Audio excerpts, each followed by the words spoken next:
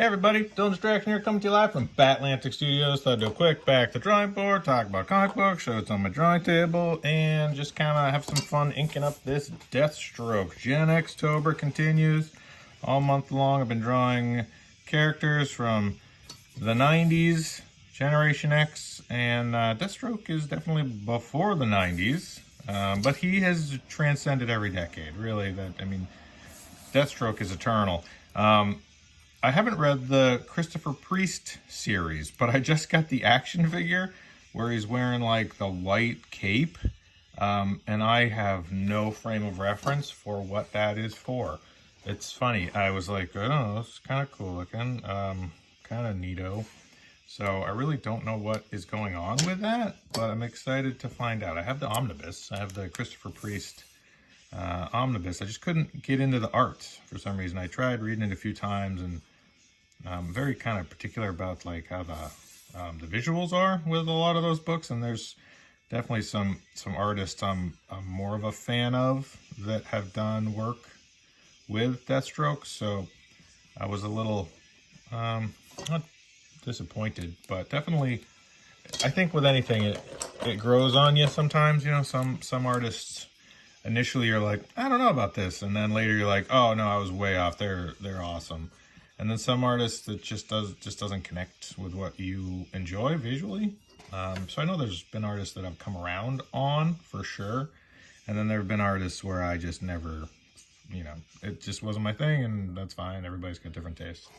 So with that artist on the Christopher Priest stuff, it just looked so clean, which I think is, you know, a style that definitely is hard. I mean, it's hard to do stuff that's just so cinematic looking, and that stuff on that series felt very clean. And as you can tell, looking at my work, I prefer it to be a little gritty.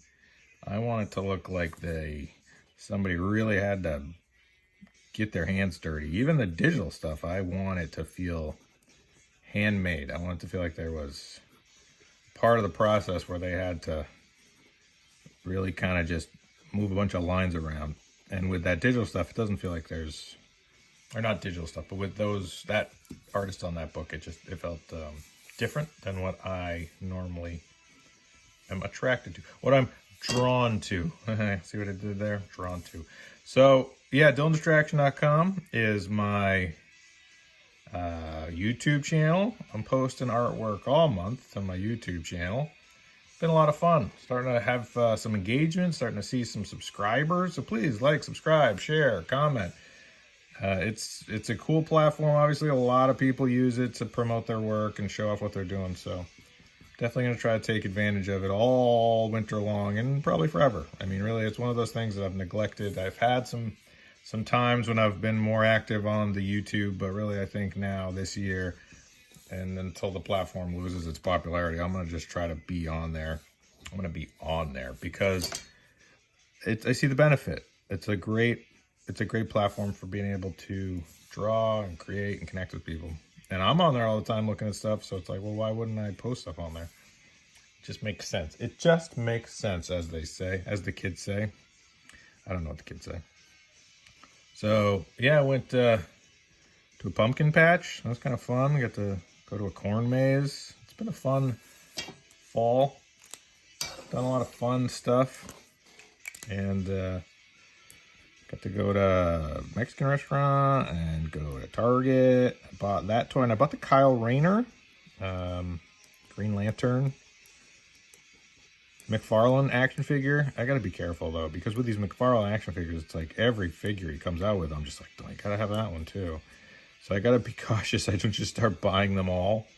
I have a little bit of an obsessive compulsive personality where I'm like, no, I need to get all of them now. I guess that's probably the collector in us. I'm sure a lot of you can empathize. Anytime you see something, you're like, well, I can't just have one. I gotta have all of them. And so I got the Kyle Rayner, the gold label, and I think it was a Target exclusive. And then I got that gold label Deathstroke. I didn't get the Ocean Master. I thought about it. I had him in my hand. I might go back and get him if it's still there, but I'm a huge Aquaman fan, and Ocean Master is awesome. And I was like, geez, you know, I really want to be selective about the ones I'm taking back to the man cave here, to Batlantic Studios. I'm gonna run out of wall space, so. And I don't ever open them either. It's not like I'm opening them and, you know, using them for reference. I'm just keeping them in the boxes to look at. So I don't know if that's just kind of how I live, you know? But like I've said before, fill your life with things you love and enjoy. And I love comic books and really like action figures, so maybe I'll do more toy hunt videos. I watched some toy hunt videos on the YouTube. Let me know if you want to see Dylan Distractions toy hunt videos. You want to see me wandering through my disappointing Target. My Target never has anything good. It's rarely got anything. Like, once in a while, you might find a figure where you're like, you know what? Not terrible. Like yesterday when I got, or last night when I got that Deathstroke figure. That's the first time I've seen a new display. They had that. It wasn't an end cap. It was like a pre-box, pre-made, pre-pack thing, which had the McFarlane figures in it, which is kind of cool. I had seen something like that before, but it was like last Christmas. Had the Dwayne "The Rock" Johnson Black Adam figure, which looked pretty cool, and Wonder Woman, which looked really cool. And I haven't seen the Black Adam movie. I don't know when I'll get to see it. I would love to, but not in the cards currently. But it would be cool to go see it. If you have seen it, let me know what you think, or not. No spoilers, but I think I pretty much know what happens. I love the Black Adam character. I loved him when Jeff Johns was writing him in the JSA, so be interested to see. And obviously, I really like the Shazam movie too. So I'm hoping that this Black Adam movie is really good. And I guess I'll find out when I see it in a couple of years, maybe. I'm really behind on movies. I haven't seen Doctor Strange. I haven't seen, or the new one. I haven't seen the new Spider-Man. I haven't seen the new anything. I can't remember the last movie I saw. I think the last movie I saw was The Batman. And if you're watching this video and you're like, The Batman came out a while ago. It did. Probably about, I don't know, 7 months ago. Give or take. For some reason, I know exactly how many months ago it was. So, yeah, 7 months ago. And been busy, but, you know, could be busy. So, just going through here with this PN and putting in some sweet, sweet textures. I'm really going to try to not jump immediately to doing inks that are toned with gray wash, and instead I'm going to really just rely on doing a lot of hatching, doing a lot of textures this way for a series of drawings. I've been doing it for a little while now, and I think I'm improving my rendering, right? So I was like, oh, I see an improvement, and it's like, oh, this is kind of a different technique for me, a little bit more cross-hatchy, a little bit more sort of going in and working stuff differently. And so anytime I think I come upon a technique or a process that I think makes me improve, I'm usually like, let's see how far we can go with this. So I'm going to keep drawing and working in this manner for a series of drawings. So if you like this sort of look for my art, let me know. Definitely looking at Mark Silvestri, David Finch. Jeez, who else am I looking at? Who else is doing this kind of stuff? Joe Quesada, back when he was doing Batman stuff. That's a guy that I think really, did a lot of this stuff really well. Large areas of black with a lot of feathering, a lot of line work. Another good one, Kelly Jones. Looking at a lot of Kelly Jones lately. Love Kelly Jones' work. So yeah, I want to try to incorporate more of that. So I'm going to try to do that more this winter. So hopefully you dig it. I'm enjoying doing it, and that's really all that matters. It does take longer. Well, not longer, but it does take longer. I mean, anything can take longer. It depends on the drawing, really, but there is a level of commitment when you're like, oh, I'm not just gonna run a watercolor brush over all this. I gotta know which way the winds blow. I gotta know which way to curve everything. But that, I think, improves. That's rendering for me. You know, knowing which way the cylinder rolls, knowing which way the can of soup is pointed, and how to feather out of it. And lighting too. I mean, it's fun to try to think of. You're like, all right, so if he's lit from up here somewhere, this shoulder would be darker. You know, this would have a drop shadow like that. Obviously, below his neck, right, that's darker. Probably, see, again, usually what I would do is I'd be like, all right, I'm gonna gray wash that and roll out some sort of, but instead I'll kind of render it out like that, right? Helps to kind of push it back a little bit. And then this I might make darker, but again, there's no rush. Figure it out in a minute. Figure it out later. And then forearm. That's the curve of that.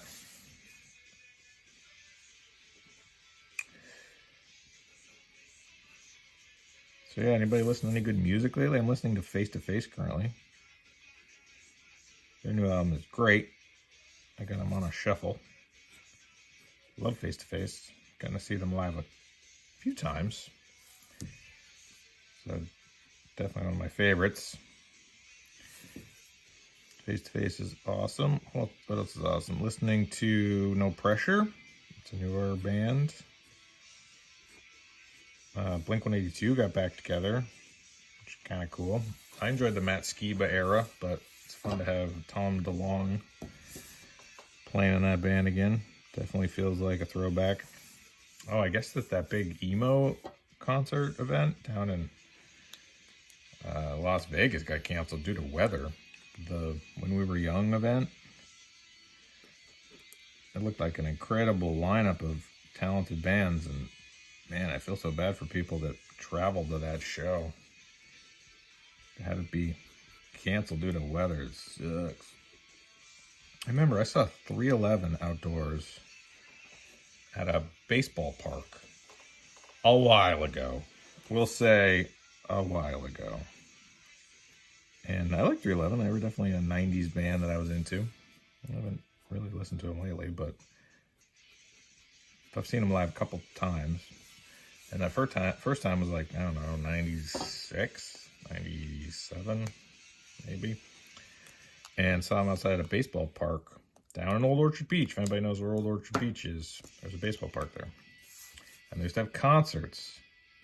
And they had the big stage set up. And they played a whole show with the stage like rocking back and forth because of weather. And they said a couple times, like, we're going to play as long as we can, but this stage is wobbling back and forth pretty good. And I remember like thinking like, oh boy, if this stage falls down there, everybody's done. So definitely a health concern. And you got to be careful about that stuff. And it was pouring rain. It was a stormy evening in Old Orchard Beach. But cool show. They're great musicians. Whether or not you like their style of music, or they put on a good show, and they seem real fan friendly, and the great equipment, great musicians. Been doing it a long time. So I get why some people are like, not my thing. You know, it's fine. I'm not a huge fan, but I love ska music, and they're kind of ska music adjacent. So that's why I was into them. I love ska music, and I'm not afraid to say it. I love ska music. What are you going to do about it? Nothing. You can't stop me. All right, I'm going to keep rendering this bad boy out. You can see it's taking me as long as it takes. Can't rush this sort of style. Right, I'm going to keep doing it with this sort of cross-hatchy, rendery, find the shadowy areas technique. There's really no way to do it more quickly than this. This is kind of as long as it takes. Takes as long as it takes.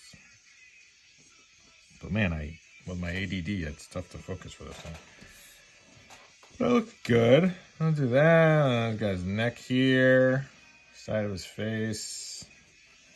Looks symmetrical-ish. Can go back in with some white out and cut that out. And then it's his hand. And then his wristy thing. And your wrist, you got like these. Oh, you kind of see it there. So you have like a shadow here. And then this. And this is all rendered. And then that. And that's your palm. And then I'll throw on some more lines just because you can never have too many lines. If you like, is that too many lines? Never have too many lines. If somebody says there's too many lines in that drawing, I'll be like, Dylan Distraction says you can never have too many lines. I like this pen because it gives me that nice feather line. And then this one I can come in and do like more detail-y stuff.